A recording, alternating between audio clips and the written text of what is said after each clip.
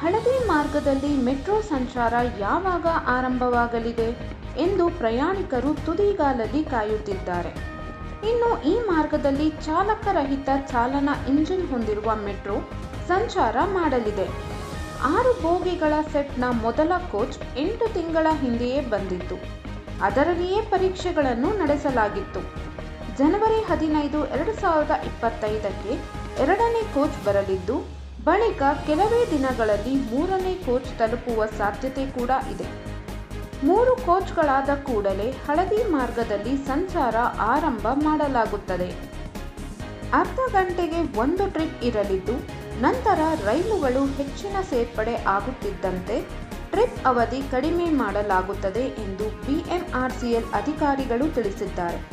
ಬೊಮ್ಮಸಂದ್ರ, ಹೆಬ್ಬಗೋಡಿ, ಹುಸ್ಕೂರು ರಸ್ತೆ, Infosys foundation, electronic city, Beratena Agrahara, ಹೊಸ ರಸ್ತೆ, Singasandra, Kudlu gate, Hongasandra, Bommanahalli, central silk board, BTM layout, Jayadeva ಆಸ್ಪತ್ರೆ, ರಾಗಿಗುಡ್ಡ, ಆರ್ವಿ ರಸ್ತೆ ಈ ನಿಲ್ದಾಣಗಳು ಇರುವ ಎಲ್ಲೋ ಮಾರ್ಗದಲ್ಲಿ 2025ರ ಫೆಬ್ರವರಿಯಲ್ಲಿ ರೈಲು ಸಂಚಾರ ಆರಂಭವಾಗುವ ಸಾಧ್ಯತೆ ಇದೆ ಎಂದು ಬಿಎಂಆರ್ಸಿಎಲ್ ಮೂಲಗಳಿಂದ ತಿಳಿದುಬಂದಿದೆ.